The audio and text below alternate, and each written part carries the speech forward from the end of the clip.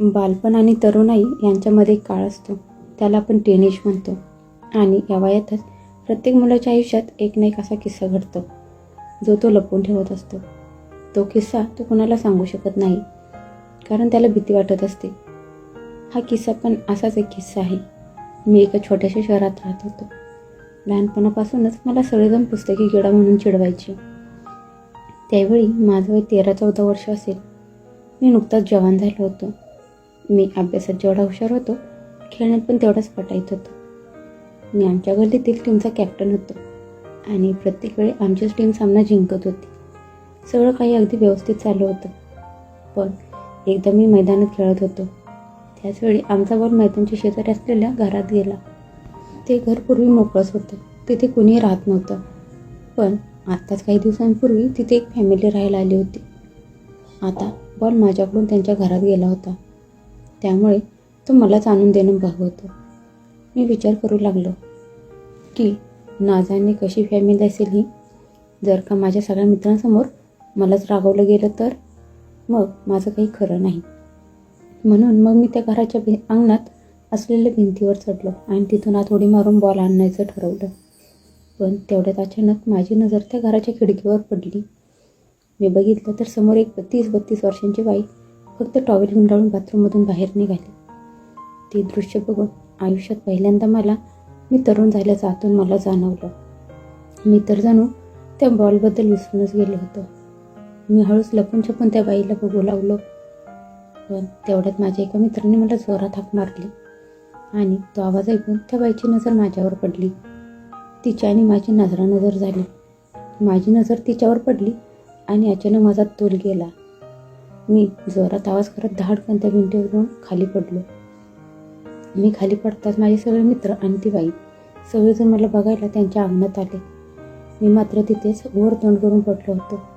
माझ्या मित्राने मला उठवून बसवलं आणि तेवढ्यात ती आंटी तिथे प्रगट झाली.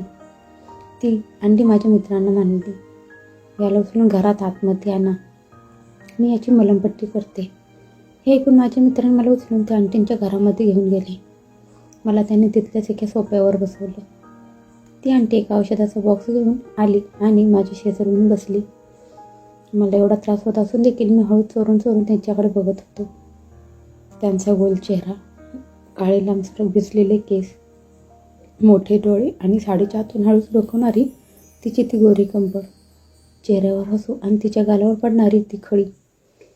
मी आंटीला बघत बघत स्वप्नातच गेलो होतो. जसं एखाद्या सिनेमात होतं अगदी तसाच फील येत होता मला.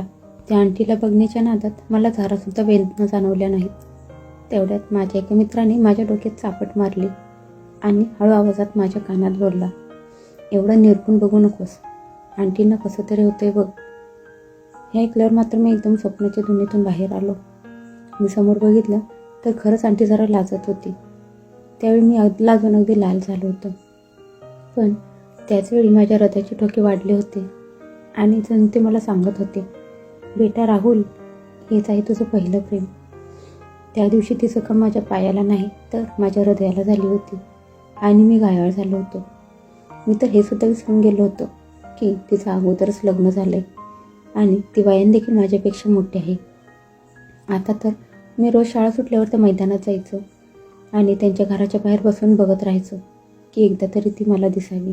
बऱ्याच दिवसांच्या प्रयत्नानंतर मला समजलं की त्यांचं नाव शीला आहे आणि त्यांचा नवरा एका मोठ्या कंपनीत कामाला आहे. तिचा नवरा सारखा बाहेर जात असायचा आणि त्यामुळे त्यांची वरचेवर बदली होत होती. शीला आंटी शक्यतो घरात एकटीच असायची. तिचे सासू सासरे या जगात नव्हते आणि तिला मूळ बाळ देखील नव्हतं. मी जेव्हा कधी मैदानात यायचो तेव्हा शीला आंटी मला तिच्या गच्चीवर कानात हेडफोन घालून गाणी गुणगुणून फिरत असताना दिसायची. मला असं वाटायचं की ती तिचा एकटेपणा दूर करण्यासाठी ती गाणी ऐकत असावी. कधी कधी तिची नजर माझ्यावर पडायची आणि ती हळूच इशारा करून मला विचारायची की आता तुझी तब्येत कशी आहे. मग मी पण इशारा करून सांगायचो की आता ठीक आहे म्हणून. आणि ते ऐकून त्यांच्या चेहऱ्यावर एक छोटासा आनंद दिसायचा. एकदा शीला आंटी मला बाजारात भेटली. ती मासे घेत होती आणि मी बोललो शुद्ध शाकाहारी. मला तो वास जरासुद्धा आवडत नव्हता. तरी पण मी त्यांच्यासाठी त्यांच्याजवळ गेलो. शीलांटीने मला विचारलं, आता पाय कसा आहे तुझा? मी थोडा अडखळतच म्हणालो की ठीक आहे.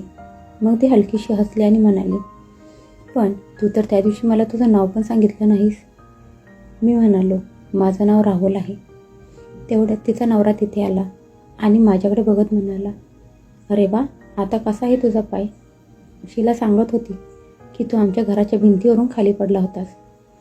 सुरुवातीला मी त्याला बघून थोडा घाबरलो होतो आणि मग म्हणालो, ठीक आहे आता काका. त्यांना बघून मला थोडी चीड येत होती आणि म्हणून मग मी तिथून निघून गेलो. त्या दिवशी मग मी विचार केला की शीला आंटी तर मांसाहारी आहे आणि मी तर शाकाहारी.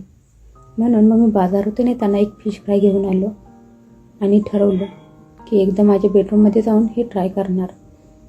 माझ्यामुळे शीला आंटीला तिच्या खाण्यापिण्यात काही बदल करायला लागू नये असं मला वाटायचं.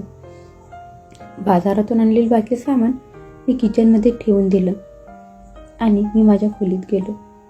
मी ती फिश फ्राय घेतलेली पिशवी काढली. ती बघून माझ्या पोटात कसं तरी होत होतं. मग मी माझे नाक बंद केले आणि मनाची तयारी करून त्याचा एक तुकडा तोंडात टाकताच मला उलटी आल्यासारखं झालं आणि मी लगेच ती पिशवी घेतली आणि बाथरूमकडे पळत सुटलो. त्यानंतर मात्र उलटी करून करून माझा जीव हैराण झाला होता. त्या दिवशी मला जाणवलं की शहाणी लोक प्रेमाच्या नात्याला का लागत नाहीत ते.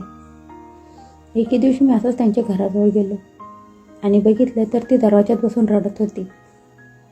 शीला आंटीला रडताना बघून मला राहवलंच नाही आणि मी थेट तिच्याजवळ जाऊन तिला विचारलं, आंटी तुम्ही का रडताय?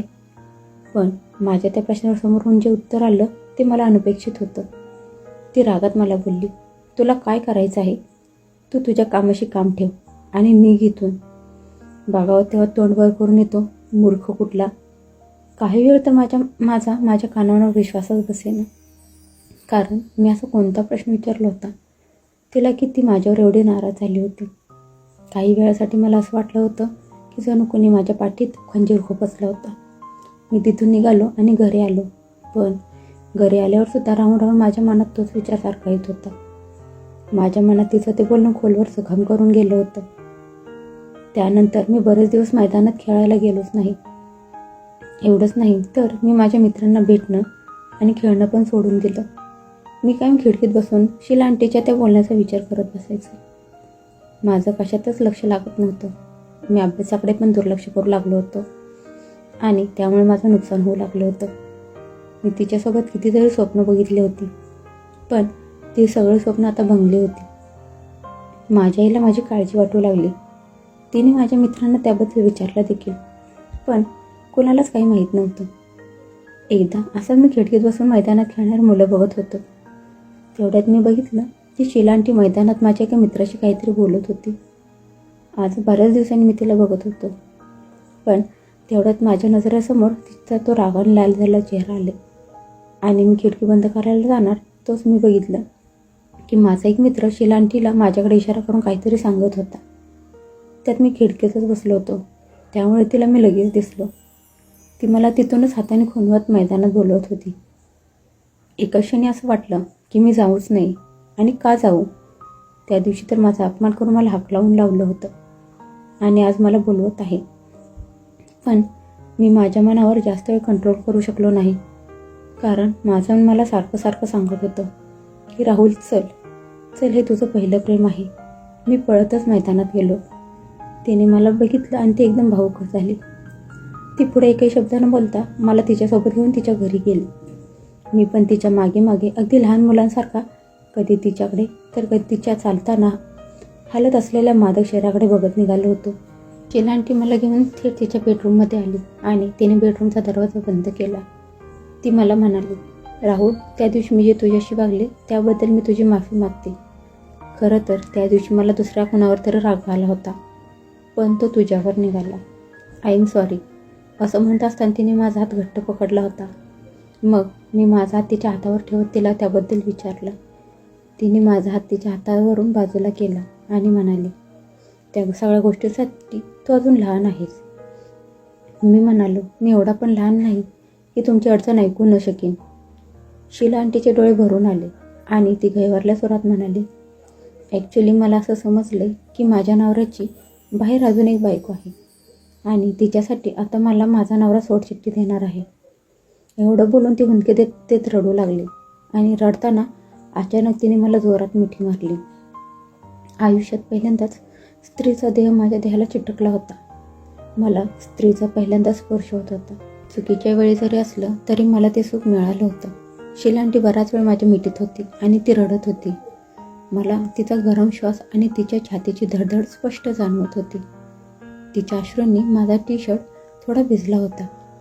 त्यानंतर तिने स्वतःला सांभाळत डोळे पुसले आणि म्हणाली, मी उगाच तुला पण माझ्या दुःखात सहभागी करून घेतलंय. मी म्हणालो, तुम्ही मला सांगून चांगलं केलं. तुमचं मन तरी हलकं झालं असेल.